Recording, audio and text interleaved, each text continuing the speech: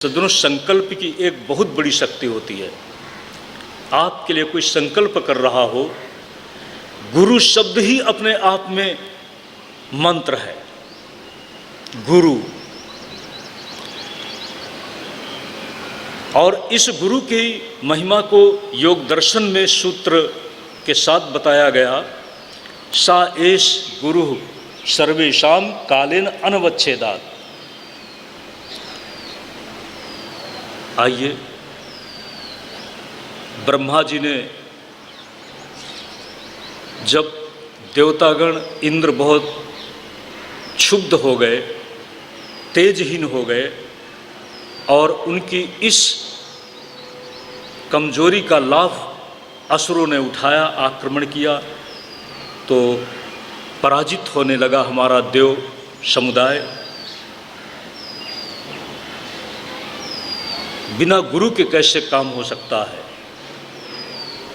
ब्रह्मा जी ने एक संदेश दिया कि विश्वरूप को गुरु बना लो। ध्यान देना, ये विश्वरूप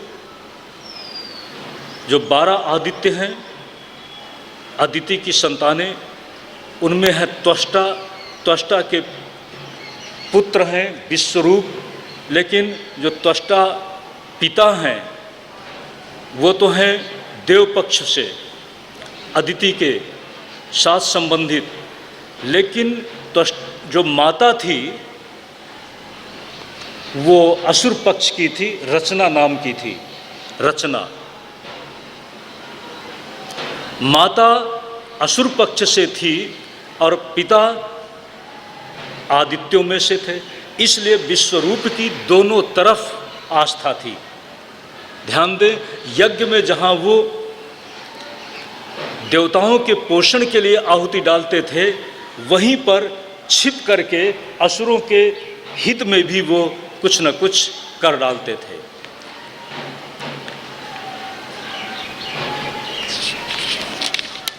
कहते हैं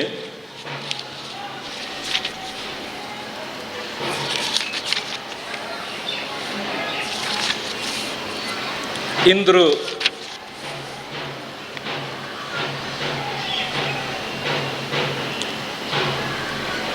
विश्वरूप की इस दोहरी प्रवृत्ति को देख नहीं सके और इंद्र ने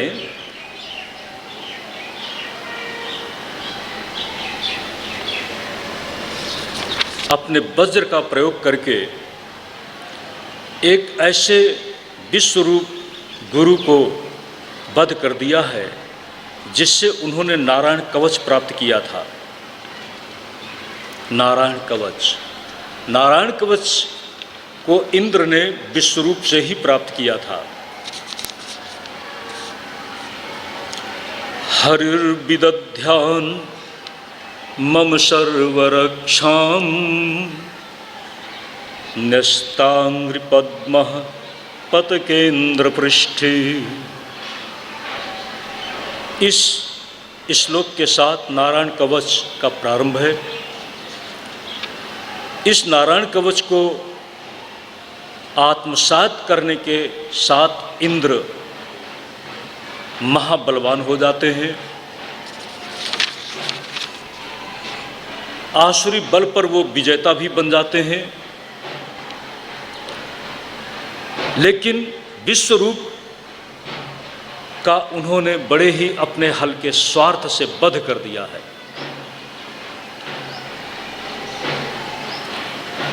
जब विश्वरूप का वध कर दिया है तो उनको हत्या लगी, और जब हत्या लगी है इंद्र को कहीं पर भी शांति नहीं मिल रही। ब्राह्मण कभी भी किसी भी अवस्था में अवध्य बताया गया है।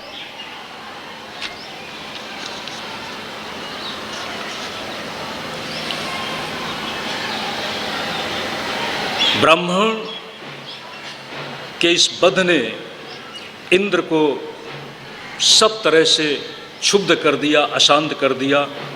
कहते हैं बाद में इंद्र की उस लगी हुई हत्या को पृथ्वी, जल, हमारी माताएं, नारी और ऊसर ने ले लिया है।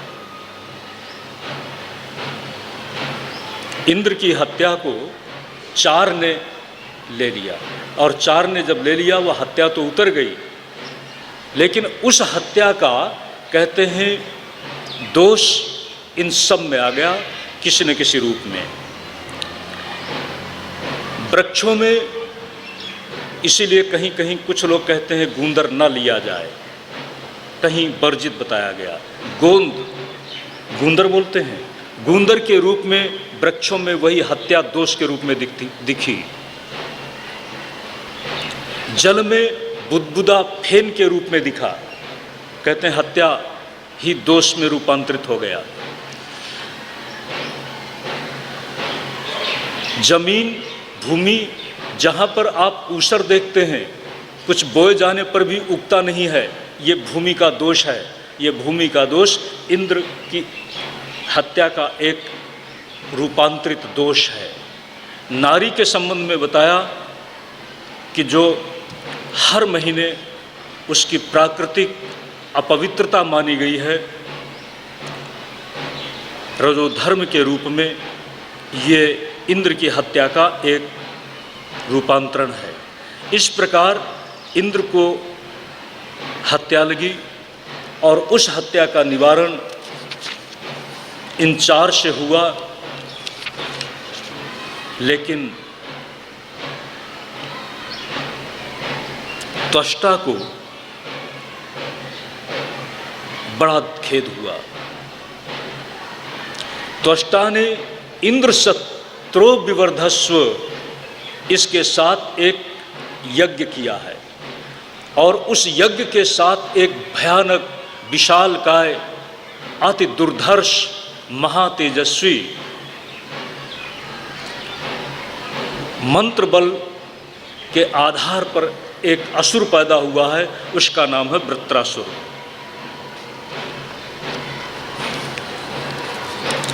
वृत्रासुर का जन्म ही हुआ था इंद्र को खत्म करने के लिए। वृत्रासुर के आतंक से चारों तरफ देव समुदाय में हाहाकार मच गया। वृत्रासुर किसी भी व्यवस्था के साथ मारा नहीं जा सकता था। ध्यान दें सज्जनों,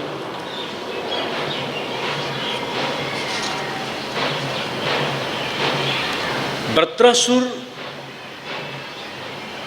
जिस विश्व रूप के बद हो जाने के बाद जन्मा, विश्वरूप ब्राह्मण, और इसी के साथ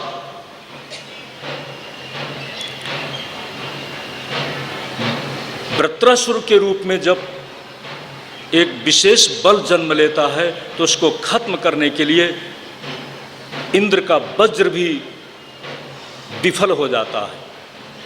उस समय सभी की मंत्रणा के साथ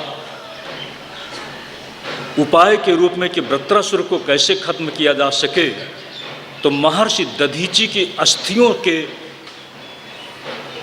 बने हुए अस्त्र से ही उसको समाप्त किया जा सकता है। ये मंत्रणा के साथ निष्कर्ष निकला। वो महर्षि दधीचि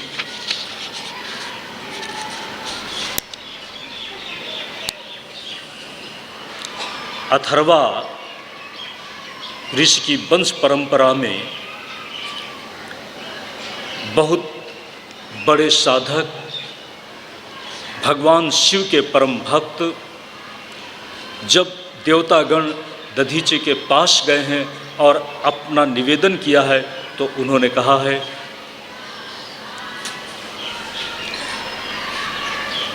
मेरे जीवन का बलिदान अगर देवहित में कुछ साधक बन जाता है, आप लोगों के लिए यदि जीत का वह कारण बन सकता है, तो मुझे आत्म बलिदान करने में कोई संकोच नहीं है।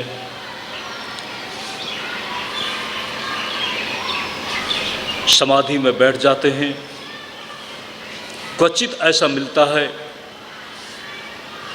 समाधि में जब बैठे हुए हैं तो देव प्रेरणा से हमारी गायों का सब जगह बड़ा महत्व रहा है सज्जनों।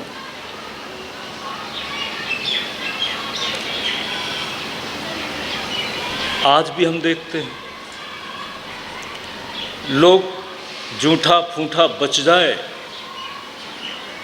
सड़ा गला फल कोई हो तो कहें गाय को दे दो, गाय को दे दो। नहीं, आप लोग ऐसा नहीं करते, ये दूसरों की बात है।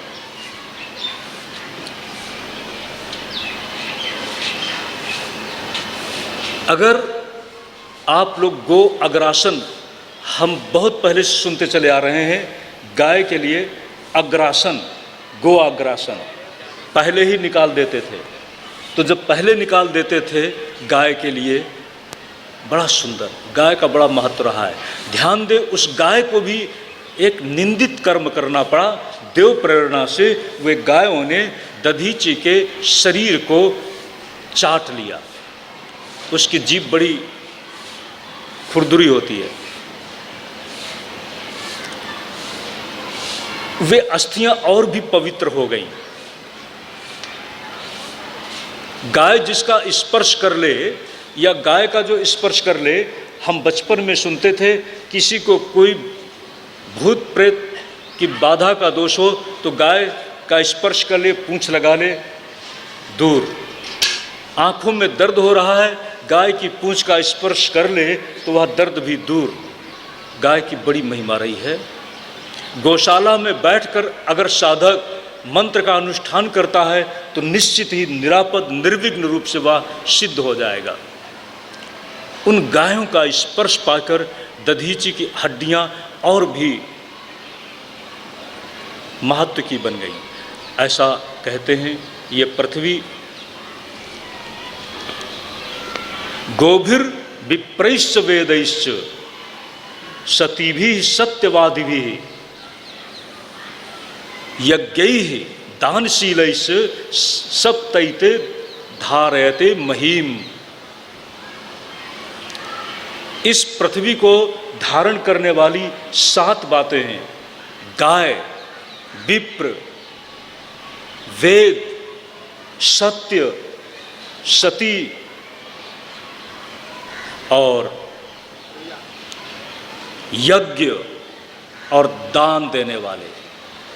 ये 7, ध्यान देना सज्जनों, इस भारत भूमि की विशेषता है। चाहे कितना ही कुछ उथल पुथल हो, लेकिन ये 7 इसी धरती पर मिलते हैं, इसी धरती पर मिलते हैं। ये गाय आपको बाहर कहीं नहीं दिखाई पड़ेगी, लेकिन सज्जनों ये ब्राह्मण, ये यज्ञ, यज्ञशालाएं, कुछ देशों में तो हम यज्ञ की कल्पना भी नहीं कर सकते हैं। वेद और वेदांग, आज भी अयोध्या में कलाप गांव में देवापी बैठे हुए छिपे हुए साधना कर रहे हैं। सज्जनों, ये गिरनार की धरती, ये आबू का पहाड़ आज भी अज्ञात सिद्धों की साधना भूमि है। उन अपनी साधना में लोक कल्याण के लिए चिंता करते रहते हैं। तो गायों के स्पर्श से वे हड्डियां और भी पवित्र हो गईं। उनसे जो अस्त्र बना है वह वज्र, और वह वज्र जो अमोघ है, उस अमोघ वज्र के द्वारा वृत्रासुर का वध होता है। वृत्रासुर, ध्यान दें, ब्राह्मण की प्रतिशोध का प्रतीक था वृत्रासुर, और उसका अंत भी ब्राह्मण बल से ही होता है। वृत्रासुर अपने पूर्व जन्म में चित्रकेतु नाम का राजा है। चित्रकेतु सब कुछ है, लेकिन संतान के बिना बहुत दुखी हैं। जब आदमी अपने दुख के उपायों में विफल हो जाता है तब वह किसी आध्यात्मिक शक्ति संपन्न महापुरुष के आशीर्वाद चाहता है। ध्यान देना सज्जनों, ऐसा होता भी है। देखो, ये महापुरुष जिस परमात्मा के नाम पर ही उसको ही अपने जीवन का परम लक्ष्य मान करके जो जीवन जीते हैं, सज्जनों,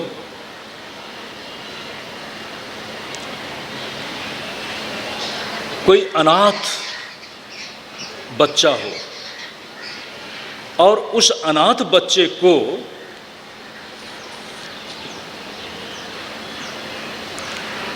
कोई कुछ दे तो आपको कैसा लगेगा? जिस अनाथ बच्चे के प्रति आपका सद्भाव है और उस अनाथ बच्चे का कोई शुभ चिंतक हो तो आपको वह व्यक्ति भी अच्छा लगने लगेगा। ध्यान देना सज्जनों,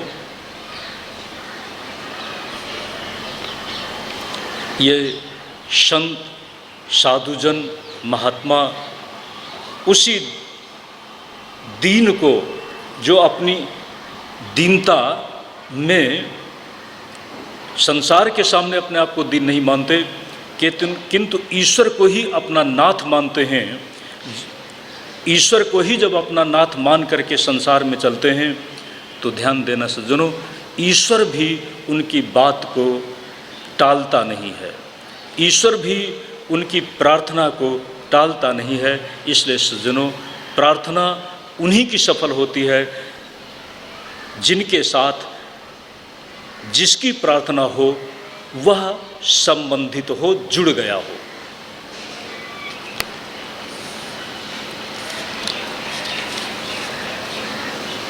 अभी इस बात को समझने के लिए हम थोड़ी प्रतीक्षा करेंगे। साधुजनों की बात को ईश्वर कैसे पूरा कर देता है, उसका अपना एक रहस्य है।